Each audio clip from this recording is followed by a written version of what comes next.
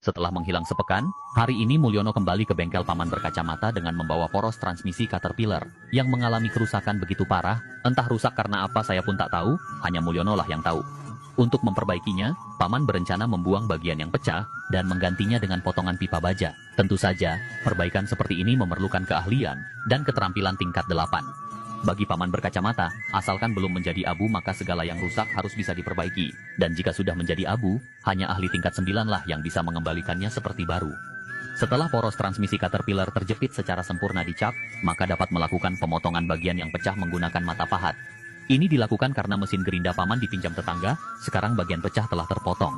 Namun, jika menyambung pipa baja langsung dengan pengelasan tidak menjamin kekuatan.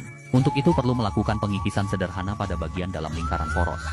Sekarang diameter lingkaran memenuhi standar penyambungan. Tahap berikutnya melakukan pewarnaan sederhana menggunakan spidol dan membuat ulir. Semakin presisi ulir yang dibuat, semakin kuat juga sambungan dalam menjalani roda kehidupan. Bagi paman berkacamata proses pembuatan ulir seperti ini tidaklah sulit, yang sulit menyembunyikan uang hasil korupsi.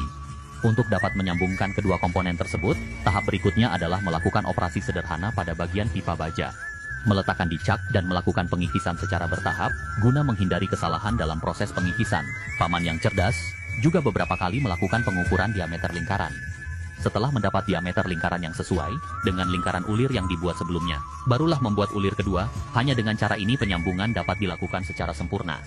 Sekarang kita dapat menghubungkan dengan poros transmisi Caterpillar, meski kedua ulir tersebut dibuat secara manual. Namun, keterampilan paman dan ketelitiannya tidak kalah dengan mesin CNC.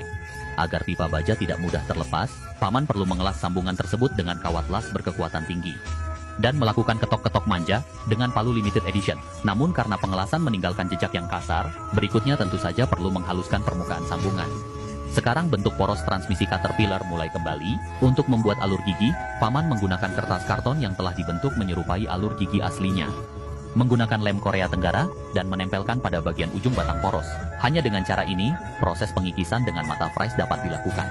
Dalam proses ini, pesawat yang lewat di atas bengkel paman pun akan berhenti sejenak, hanya ingin melihat kreativitas paman berkacamata.